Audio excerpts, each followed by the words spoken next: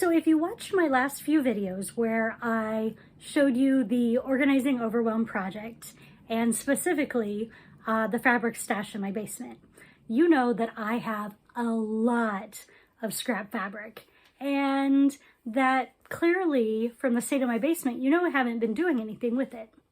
So one thing that resulted from cleaning all of that and organizing it is I have a bunch of fabric trash. A bunch of fabric trash. This is things like collars, pockets, waistbands. The elastic's not very good. Places with rips, some little cuffs, just a ton of fabric trash. Oh, sorry, I hit you with the bag. And so I thought, you know what? I wonder what I could make with those. And I remembered a long time ago, a coworker's wife made these really, really cool things to go to lay right beside your door to keep out the draft. And she made it to look like a little wiener dog, a little dachshund. So, you know, it had a little tail and a little head and all that. And I don't want to be that fancy. But I did think that would be kind of cool and a good way to help keep the heat in, lower your heat bills.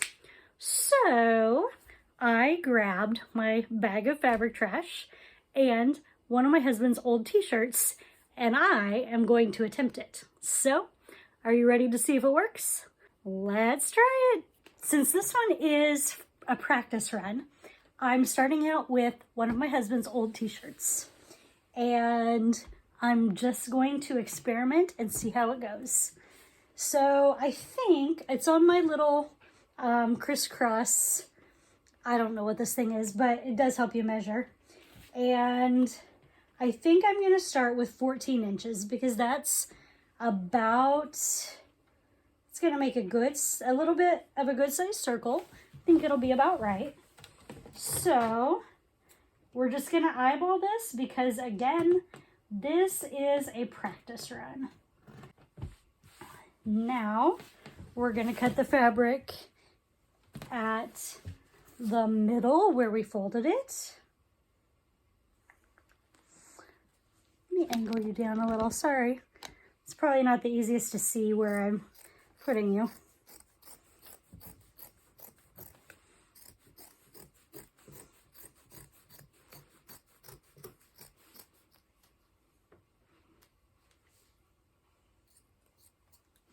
There we go. All right, we're gonna take the two pieces of this, put their right sides together. Since this is a practice one, I'm not even actually going to pin the two parts together. I'm just gonna sew. Sometimes it's really nice to do practice projects where you don't have so much stress and worry about things being perfect. Also, if you're wondering why my sewing machine makes that really strange rhythm of noise like you're pedaling, I'm not. My foot stayed on there the whole time. There's just something weird about my machine. All right, now we're gonna take this. Now I am gonna put a couple of pins in here just to make sure I don't screw it up too badly. If I can find pins. Okay, I'll take them out of a different project, which I should probably finish while I have my sewing machine out here.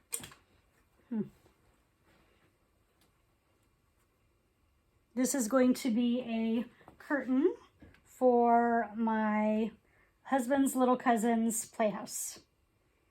It's going to be adorable, by the way. So to keep the seam down, I am going to go ahead and pin it here.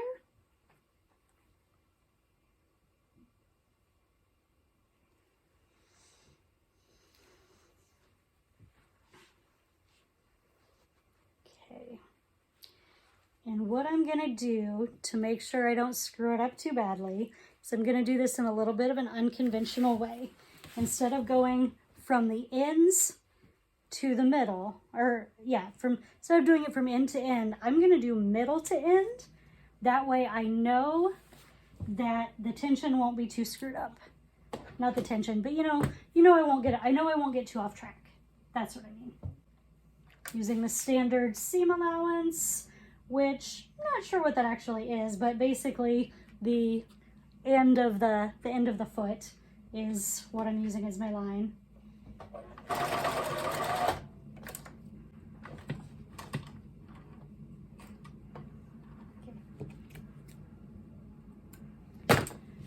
And that part is done. We'll do the same to the other half.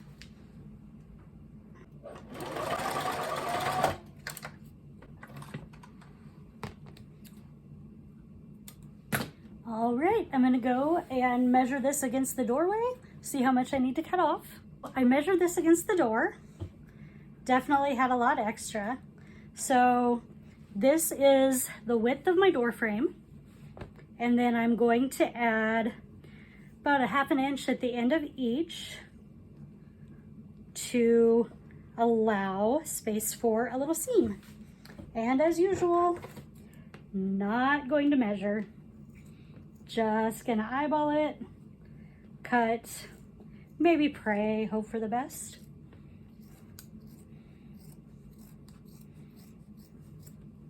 Now, if I were doing this for something nice, i.e. not myself, I would not use t-shirt material for this. For the simple reason that when I use the t-shirt material, it is definitely going to have some issues.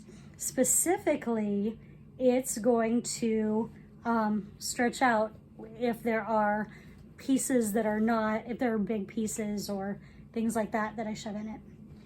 But I'm gonna go ahead and sew up one end. Again, just the standard seam. Nothing fancy.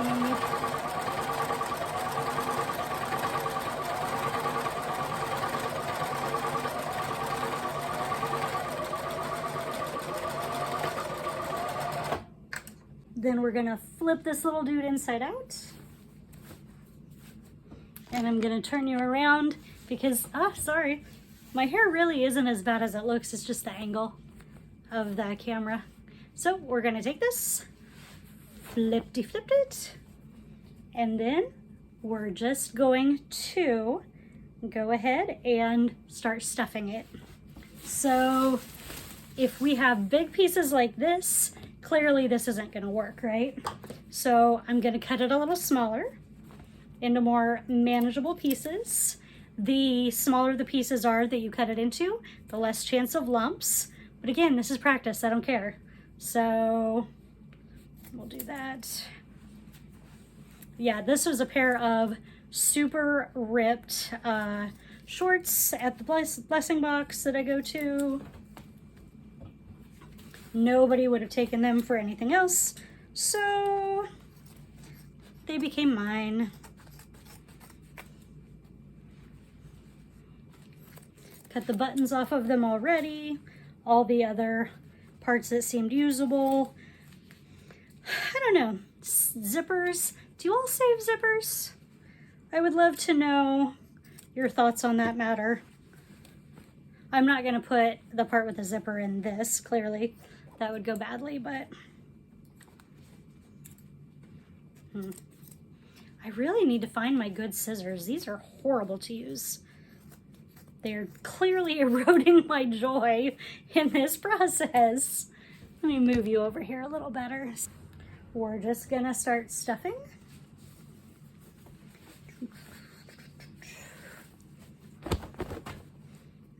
Okay, and I just move it and that went down to the end. Again, I'm gonna put some little tiny pieces in now. Which is probably how I should have started that. Some things that are nice and soft. And I'm gonna put these down in there really well with my hands. And I'm gonna kind of squish them a little bit. Ooh. That didn't sound good. It sounded like something ripped. It's probably part of the process, I hope. Okay, I'm gonna move the bag up here and make this a little easier. So yeah, we're just gonna stuff inside. We've got some jean hems, which actually I didn't mean to put that in there, but whatever. I was gonna use those to make cat toys. But it's all good. Well, my camera crapped out because it said that my storage was full. So I'm back, it's the next day. I have cut up tons of pieces of fabric and I've mostly stuffed the thing of fabric. There we go. Like I said, because it's made with cotton, it's not even. If it were made, not cotton, whatever, this stretchy cotton blend stuff. If it were made from a sturdier fabric, it wouldn't do this. But anyway, we're almost done. So I have a blend of different fabrics. The thinner fabrics are cut into smaller squares. The pieces that are thick, like I had some old elastic, they're cut into smaller pieces. I try to kind of mix the fabrics. So we're gonna put this in. And fill it the rest of the way up. Every once in a while I squish it down so that it's nicely compacted. This is a messy process. My floor is covered in pieces of fabric. And I don't think this is even half of the fabric that I have that was used in this project. So squish it down. Ooh. Almost done. Oh, I guess, yeah, I think I'll have enough to make it. We'll see. We will see. If not, it'll be very close.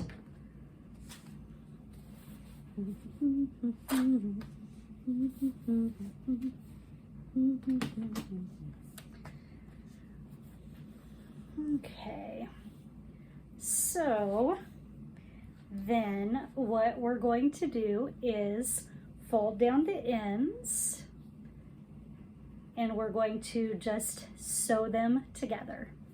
So the ends are folded in, see them? And we're gonna sew it together. We're just gonna hand sew it because this is, first of all, just a prototype, and second of all, I have an idea. So we're gonna need a needle and we're gonna steal some of the thread from our sewing machine. And we're just gonna hand sew. So we're just gonna tie this up. So I haven't decided if I'm going to do it with this one or if I'm gonna make another. But what I thought of is, you know, we're gonna have these inside our door, right? Keeping the drafts out, but we have an older home and we have 2 cats, which means this little draft blocker thing is gonna get dusty, it's gonna get dirty, and you can't wash it because you would never get the stuff on the inside dry. So what I'm thinking is that I will make a cover to go over this using some old scraps of fabric I have from when we were all making masks at the start of the pandemic. I know some of you didn't and have some issues with that, which is totally your prerogative. I could take those pieces of fabric that were just not quite big enough for the masks, and I can make a little cover for this. One that you can take on and off, made with cotton, more like quilting fabric basically, that doesn't change its shape so badly, and it'll just look a little better. Anyway, this is done. I'm just gonna deal with the little end here.